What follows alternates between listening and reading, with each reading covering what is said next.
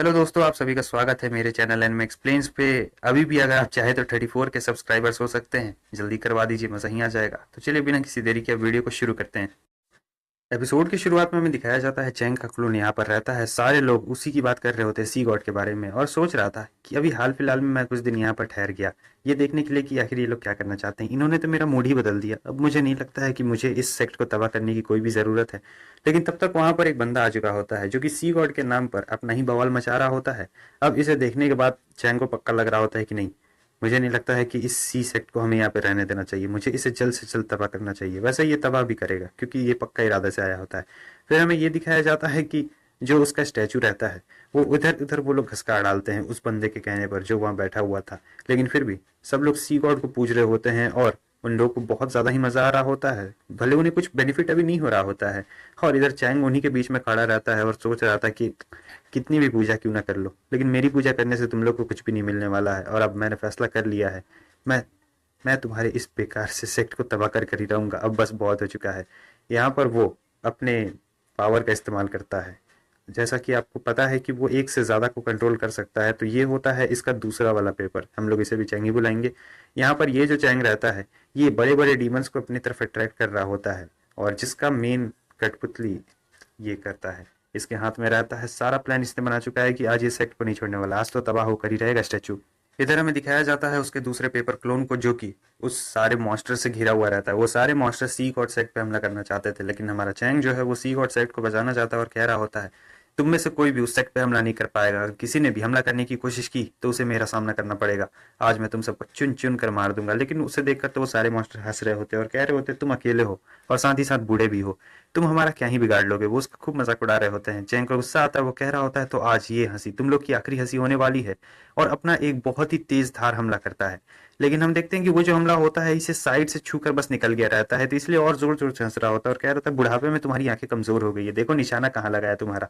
मगर जब वो पीछे मुड़कर देखता है तब उसके जो साथी होते हैं वो खत्म हो चुके होते हैं, और अचानक से इसकी बॉडी के ऊपर भी असर होता है। ये एक स्पेशल टाइप का हमला होता है जो सिर्फ चैंग कर सकता था, और कह रहा होता है कि मैं तुम लोगों को अपने सेक्ट को बर्बाद करने बिल्कुल भी नहीं दे सकता हूँ। लेकिन ये इसी का प्लान रहता है, सब चीज इसी ने प्लान किया रहता है। अब ये इनकी सोल्स को इकट्ठा करेगा, इनकी सोल्स को इकट्ठा करके हमला करवाएगा और उसे पूरी तरीके से तबाह कर देगा। सारा एकदम प्री प्लान बढ़िया से चल रहा होता है। इधर हमें दिखाया जाता है वो जो मोटू वाला बंदा होता है वो सभी लोग को कह रहा होता है सी गॉड के बारे में कि ये इतने अच्छे हैं उतने अच्छे हैं, देखो अगर तुम लोग मर भी जाओगे तो तुम्हारी आत्मा वापस से रीइंकार्नेट हो जाएगी ह्यूमन फॉर्म में, क्योंकि सी गॉड यहाँ पर है। तब तक चैंग आ चुका होता है और बहुत तेज लाइट निकल रही होती है। सभी लोग देखकर कहने लगते हैं सी गॉड, ये तो सी गॉड है। वो सभी तो उसे भगवान का अवतार समझ रहे होते हैं, लेकिन वो जो मोटू बंदा होता है वो कह रहा होता है कि ये कोई सी गॉड नहीं है, ये तुम्हारे सी गॉड को तबाह करने के लिए आया है, सब लोग संभल के रहो। और इधर ये चिल्ला रहा होता है बेवकूफ कहीं के, आखिर साउथ में कब से सी गॉड आने लगे, ये सब सी गॉड बकवास है, अब मैं इस मूर्ति को नहीं छोड़ने वाला हूँ। चैंग उस पर अपना एक बहुत ही जोरदार हमला करने जा रहा होता है और सोच रहा था चलो कम से कम कोई ना कोई रास्ता तो निकला, जब मैं इस मूर्ति को तोड़ दूंगा तो सारे कर्मा से आजाद हो जाऊंगा। मुझे माफ कर देना सभी लोग, मुझे जबरदस्ती ये काम करना पड़ रहा है। लेकिन अचानक से उसका हमला बीच में ही रुक चुका होता है, जिसे देखकर ये एकदम हैरान था कि मेरा हमला मिस तो नहीं हो सकता, क्या हुआ, किसी ने इसका हमला रोक दिया। और ये हमला इतना ताकतवर रहता है, सोचिए कि चैंग के हमले को इसने रोक दिया होता है। और आपको पता है इस हमले को किसने किया, इस हमले को इन दोनों ने किया है।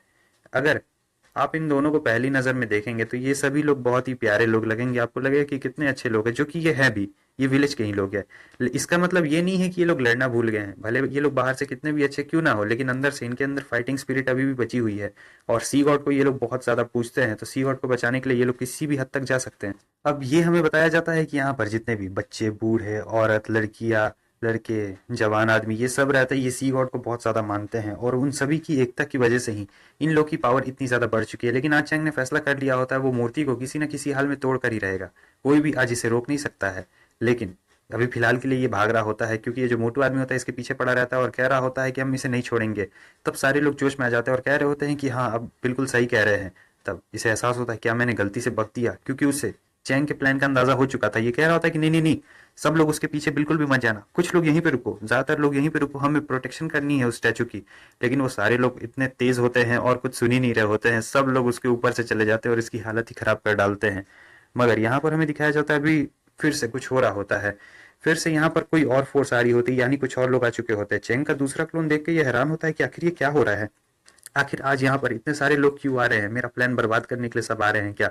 लेकिन ये कोई और नहीं होता है, ये ड्रैगन पैलेस के लोग रहते हैं और ये कह रहे होते हैं कि तुम लोग की इतनी हिम्मत, अपने आप को सी गॉड सेट तुम लोग कैसे बुला सकते हो, हमारे रहते हुए तो बिल्कुल भी नहीं। ये जो बंदा रहता है ये अपने सैनिकों को ऑर्डर देता है कि जाओ और जाकर उस स्टैचू को तोड़ डालो, कोई भी नहीं बचना चाहिए। तब ये बंदा ऑर्डर देता है अपने दोस्तों को कि जाओ और उन लोगों से पीछा छुड़वाओ। अब यहाँ पर चैंग का पूरा प्लान खराब हो चुका होता है क्योंकि सब फिर से एक दूसरे से लड़ रहे हैं और इसी की वजह से लड़ रहे हैं। वो जो दोनों टकले बंदे होते हैं वो अपनी पावर का इस्तेमाल करते हैं और जितने भी गार्ड्स रहते हैं उन सभी को आधा आधा काट डालते हैं, जिसकी वजह से अब कर्मा चैंग के ऊपर पूरी तरीके से चढ़ चुका होता है। लेकिन यहाँ पर ये सोच रहा होता है कि कुछ ना कुछ तो गड़बड़ है। वो स्टैचू को थोड़ा बहुत पहचान रहा होता है, उसे ऐसा लग रहा होता है कि ये चैंगशू का ही स्टैचू है। लेकिन आखिर ये लोग चैंगशू का स्टैचू क्यों बनाएंगे, क्योंकि वो तो अभी तक एक फेरी भी नहीं बना है और ये थोड़ा अजीब लगता है। इधर हमें चैंग को दिखाया जाता है जिसे पता रहता है कि इसके बुरे दिन आने वाले हैं, तो ये मास्टर को कह रहा होता है कि मास्टर, अगर कर्मा मेरे ऊपर पूरी तरीके से हावी हो गया तो मैं चाहता हूँ कि आप ली का अच्छी तरीके से ख्याल रखें, और मास्टर अगर हद से ज्यादा पार हो गया तो मैं चाहता हूँ कि आप मुझे मार दे। मास्टर कह रहे होते हैं कि ये तुम कैसी बातें कर रहे हो, ऐसे कहा कि मुझे डराओ मत। वहां पे सिस भी काफी डर चुकी होती है कि आखिर ये अचानक से आज मरने की बातें क्यों कह रहा है। वो कहती है तुम ठीक तो हो ना मास्टर, जल्दी कहिए, क्योंकि इस बार छुपने के लिए मेरे पास कोई भी जगह नहीं बची है। आपको सबसे पहले इस एग्रीमेंट के लिए हाँ कहना पड़ेगा कि आप ली का अच्छी तरीके से ख्याल रखिएगा और अपना भी ख्याल रखिएगा बिना मेरे। तब ये कह रही होती है रुको ब्रदर, क्या तुम्हारा वो अभी तक नहीं हुआ है। चैन कहता है कि नहीं अभी तक तो हुआ नहीं है, लेकिन मैंने अंदाजा लगा दिया है कि वो ऐसा हो सकता है और मैंने अंदाजा लगाया इसका मतलब होगा ही। तब दोनों कह रहे होते हैं इसका अभी तक हुआ नहीं है, ये बस अंदाजा लगा रहा है और इसे ऐसा लग रहा है कि ये नहीं बचने वाला है। सिस कह रही होती है तो तुम्हें कितने परसेंट लगता है कि तुम्हारा ये अंदाजा बिल्कुल सही होने वाला है। वो कहता है कि 80%, 80% से ज्यादा मुझे लगता है कि एकदम सही है। और इधर दूसरी तरफ हमें लड़ाई के मैदान को दिखाया जाता है जहां पर दोनों साइड्स एग्जॉस्ट हो चुकी थी और वो जो उसका स्टैचू रहता है वो अचानक से हवा में उड़ने लगता है। लेकिन वहां पर उससे भी ज्यादा मुसीबत ये रहती है कि सभी लोग अभी इधर चैंग के पीछे भी पड़े हुए रहते हैं। वो इसके ऊपर एरोज मार रहे होते हैं, एक एरो जाके पहाड़ से टकराता है तो पूरा पहाड़ी उड़ चुका होता है और उस पावर को देखकर तो इसके पसीने छूटने लगते हैं।